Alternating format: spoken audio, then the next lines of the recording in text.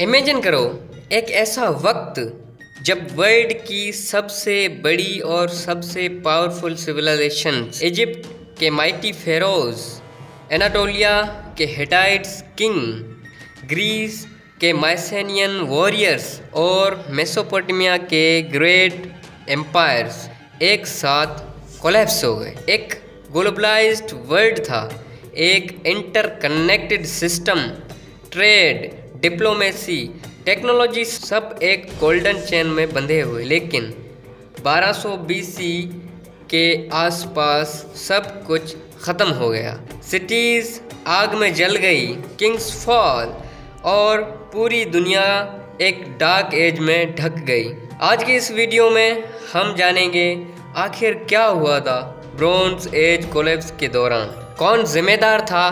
समुद्री लुटेरे, climate change या कुछ और मिस्टीरियस पावर। चलिए शुरू करते हैं इस सफ़र को एक 3200 साल पुरानी ट्रेजेडी के साथ। सबसे पहले समझते हैं ब्रोंज एज की दुनिया।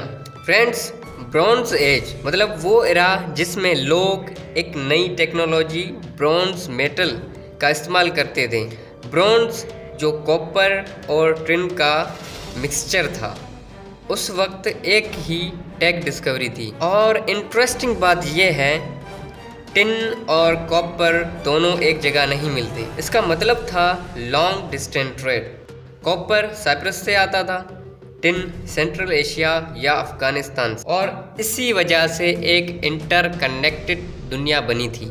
सोचिए 1200 BC के आसपास एक ग्लोबल सप्लाई चेन चल रही थी। एक एम्पायर के वेपन्स एक और रीजन के रिसोर्स पे डिपेंड थे। अब बात करते हैं उन एम्पायर्स की जो ब्रोंज एज के स्टार्स थे। इजिप्ट उस वक्त अपनी पीक पर था और उस वक्त रामेसेस II इनके किंग थे। हिटाइट्स एनाटोलिया के लॉर्ड्स जो मेसोपोटामिया और मेडिटेरेनियन के किंग्स मेकर थे। माइसेनियन ग्रीस जिनके वॉरियर्स और पैलेसेस बाद में ग्रीक लेजेंड्स बने। बेबीलोनियंस और असेरियंस मेसोपोटामिया के जेंट्स। उस वक्त जो फेमस सिटीज़ थी यूगैरिड्स, बेबलस, टायर जो ट्रेंड की हब थी। उस वक्त एक लेटर मिलता है अमरना आर्काइव्स में, जहां एक किंग दूसरे किंग को लिखता है, ब्रदर मुझे गोल्ड भेजो, मैं तुम्हें हॉर्सेस भेजता हूँ।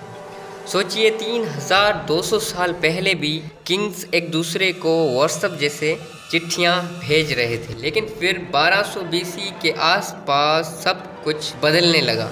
पैलेसेस जलने लगी, राइटिंग वैनिश हो गई, ट्रेड नेटवर्क्स ख़त्म हो गए और लोग मास माइग्रेशन करने लगे। एक टैबलेट मिलता है यूगैरिड से, उसमें किंग लिखता है, enemy ships are here, my cities are burning, send help quickly. लेकिन हेल्प कभी नहीं आई और कुछ दिन बाद यूगैरिड नाम की वो शानदार सिटी हिस्ट्री से गायब हो गई। एक सिविलाइजेशन जो 1000 साल से खड़ी थी कुछ दिनों में ख़त्म हो गई।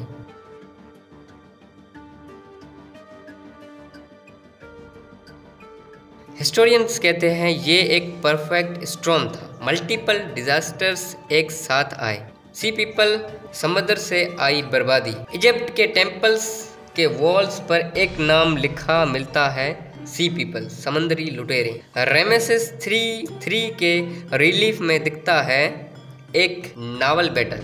समुद्री लुटेरे शिप्स लेकर आए पूरी फैमिलीज के साथ। मतलब ये सिर्फ रेडर्स नहीं थे, ये एक माइग्रेटिंग नेशन था। उन्होंने हिटाइट्स एम्पायर बर्बाद कर दिया। कैनाइट्स कोस्टल सिटीज जो उस वक्त की फेमस सिटीज थी लूट ली सब। इजिप्ट पर हमला किया लेकिन इजिप्ट बैरली बच गया। उनकी आइडेंटिटी आज भी मिस्ट्री है। क्या ये माइसेनियन रेफ्यूजी थे या मेडिटेरेनियन के डिस्प्लेस्ड ट्राइब्स? हम आज तक कंफर्म नहीं कर पाए। Number 2, climate change. साइंस कहता है इस टाइम एक सेवियर ड्राउट आया था। मेडिटेरेनियन के रेन्स रिकॉर्ड्स गिर गए, क्रॉप्स फेल हो गई। आर्कियोलॉजिकल रिकॉर्ड्स में लिखा है, people are dying of hunger, no grain in the land. और जब फूड सप्लाई गिर जाए तो लोग माइग्रेट करते हैं और जब माइग्रेट करते हैं तो कॉन्फ्लिक्ट नेचुरल है। Number 3, earthquake.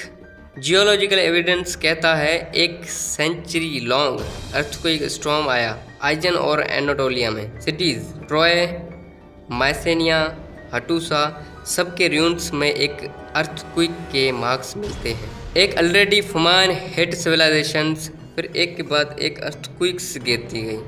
Number 4, international revolt. जहाँ फेमाइन था वहाँ लोग रूलर्स के खिलाफ खड़े हो गए। माइसेनियन पैलेसेस उनके अंदर से बर्न हुए, मतलब लोगों ने अपने ही किंग्स को गिराया। इजिप्ट के पेपियारी में लिखा है वर्कर्स स्ट्राइक कर रहे हैं, मतलब एक सिविल अनरेस्ट स्प्रीड हो रहा था। Number 5, system collapse theory. सबसे वाइडली एक्सेप्टेड थ्योरी है system collapse.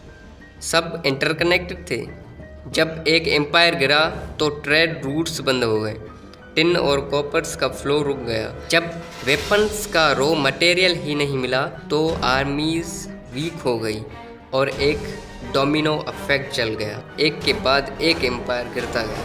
Chapter number 4, collapse का नतीजा। हिटाइट एम्पायर पूरा खत्म। माइसेनियन ग्रीस एक डार्क एज में चला गया जहां लिटरेसी वेनिश हो गई। इजिप्ट सर्वाइव किया लेकिन कभी अपनी पुरानी शान नहीं लौटा पाया। मेसोपोटामिया वीक हुआ पर लेटर असेरियंस ने राइज किया। मेगारेट और कोस्टल सिटीज़ जो ट्रेड की हब थी हिस्ट्री से ऐसे गायब हुई जैसे थी ही नहीं। और फिर ब्रॉन्ज एज के बाद आया एक नया एरा, आयरन एज, जहां ब्रॉन्ज की जगह आयरन ने वेपन्स और टूल्स में एंट्री ली और एक नया पावर स्ट्रक्चर का जन्म हुआ। हमें क्या लेसन मिलता है इससे?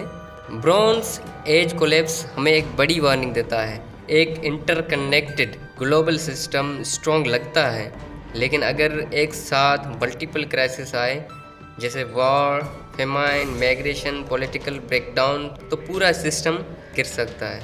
और फ्रेंड्स, आज की दुनिया भी इंटरकनेक्टेड है। Global trade, supply chain, climate crisis, Wars. क्या हम एक नए ब्रॉन्ज एज कोलैप्स की तरफ बढ़ रहे हैं? ये सवाल हमेशा हिस्टोरियन और थिंकर को डराता है। तो फ्रेंड्स, ये थी कहानी एक 3200 साल पुराने एपोकलिप्स की, ब्रॉन्ज एज कोलैप्स। आपको क्या लगता है सबसे बड़ा रीज़न क्या था?